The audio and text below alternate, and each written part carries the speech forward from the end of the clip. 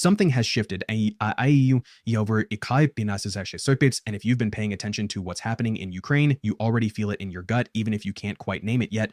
29 Iskander missiles, one city, one night, and the world woke up the next morning pretending this was just another headline. An but here's what nobody in the mainstream press wants to sit with long enough to really understand. This wasn't a random act of military rage. Our bike. This was a carefully calculated message. Not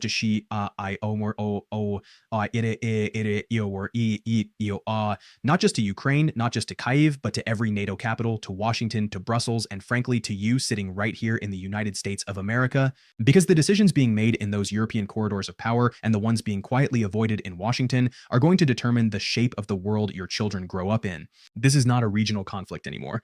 It never really was. And the sooner the American people stop letting their news outlets frame it as some distant European problem, the sooner we can have the honest, serious conversation this moment demands. The missiles that hit Dnipro didn't just strike Ukrainian soil, they struck at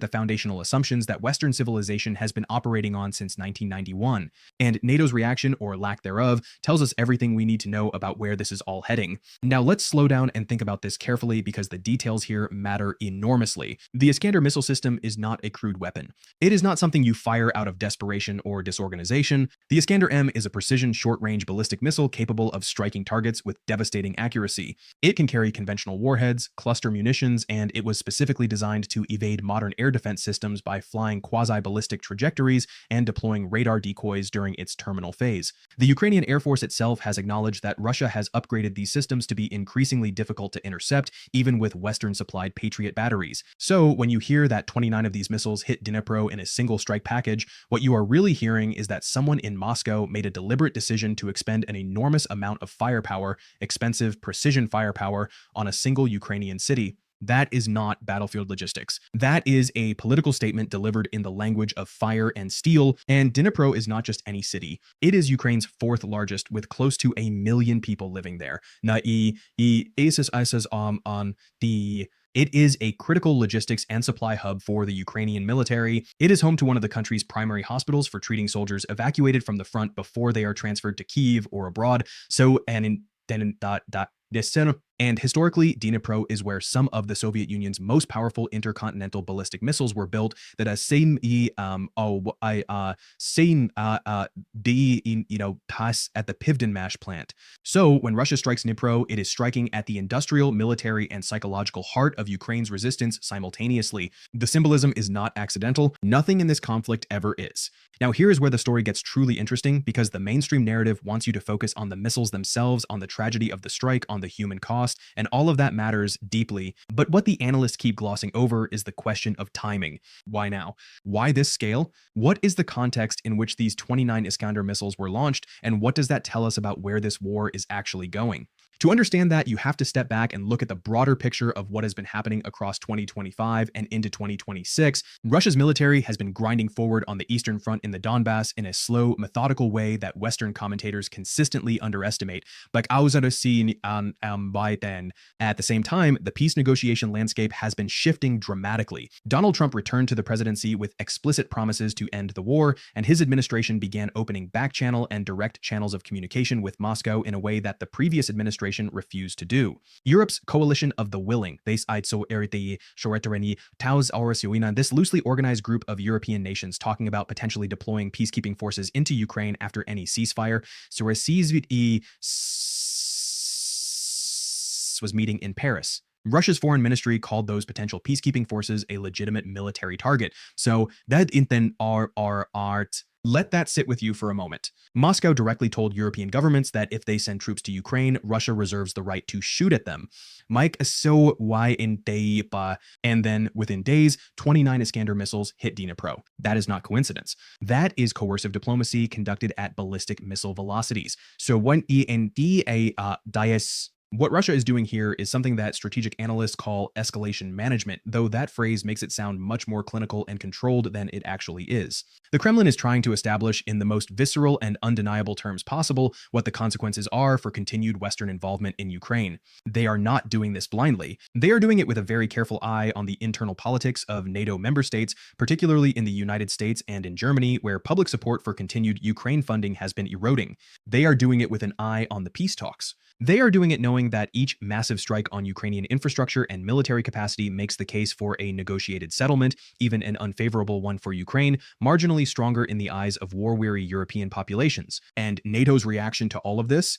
The alliance convened meetings. It issued statements. NATO spokesperson confirmed that deploying this capability will neither change the course of the conflict nor deter NATO allies from supporting Ukraine. So the US. That is the kind of sentence that sounds strong when you read it in a press release and means almost nothing when measured against the reality on the ground. Because the reality on the ground is that NATO currently possesses only a fraction of the air defense coverage its own analysts say is needed to protect its eastern flank. A detailed Financial Times report cited by defense experts at Globsec found that NATO fields only about 5% of the air defenses needed to protect the eastern flank against a determined Russian strike campaign.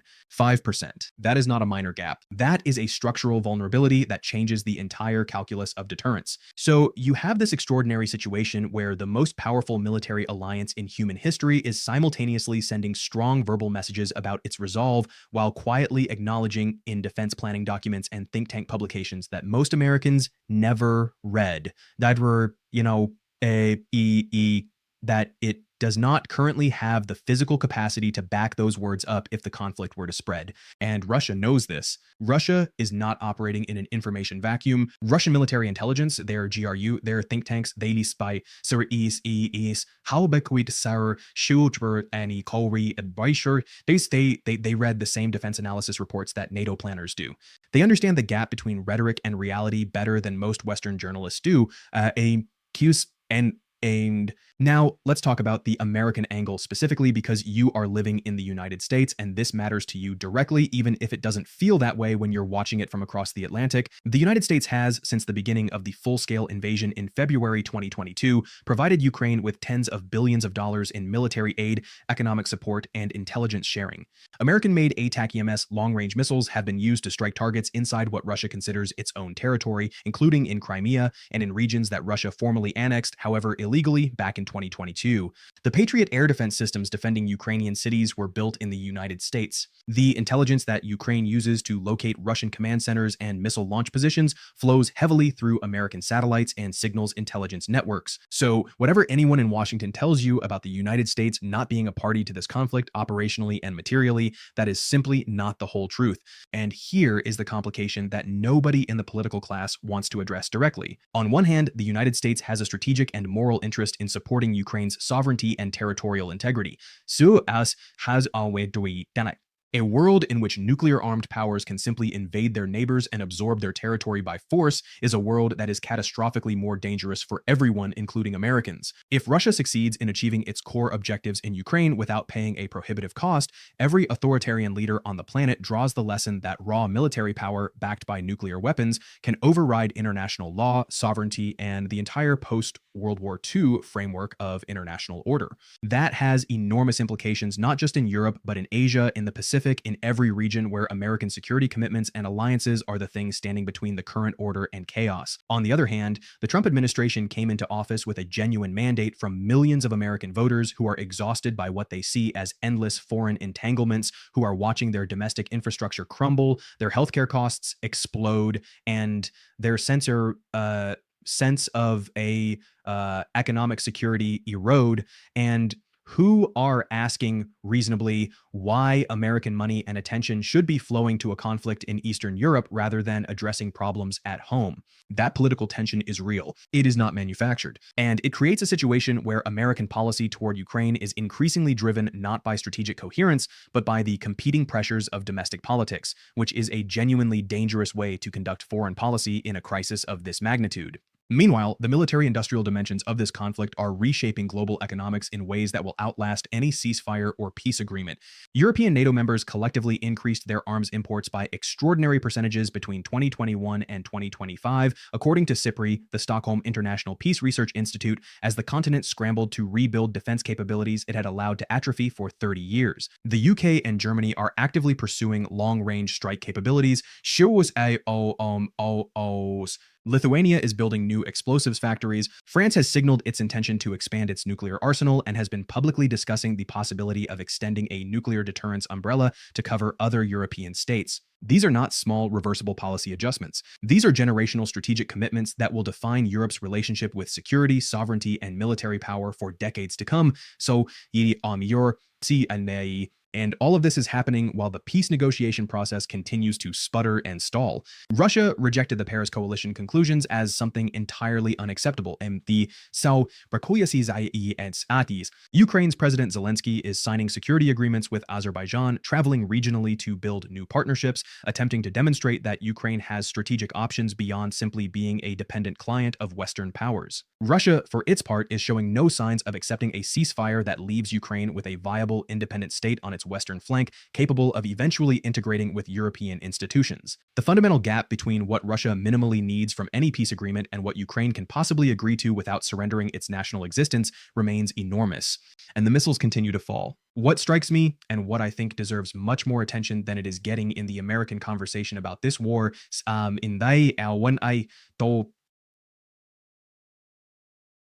is the moral dimension. Not the moral dimension in a simple, sentimental way, but in a deep and structural way. The question of what obligations powerful nations have toward less powerful ones. The question of what it means when the international community collectively declares that a certain set of rules governs relations between states and then proves unable or unwilling to enforce those rules when they are violated by a sufficiently powerful actor. Every 29 missile salvo that hits Dnipro is not just a military event. It is an argument. And an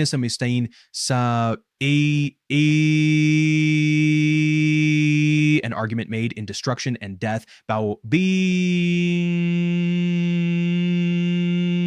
whether the rules-based international order is real or fictional, whether it has force or whether it is simply a polite fiction that dissolves under pressure. So, the American people deserve to understand what is genuinely at stake here, not because they should be marched into another war, but because they are citizens of the most powerful country on earth, and the choices their government makes, choices made in their name, with their tax dollars, under the authority of representatives they elected, are shaping the world that is coming.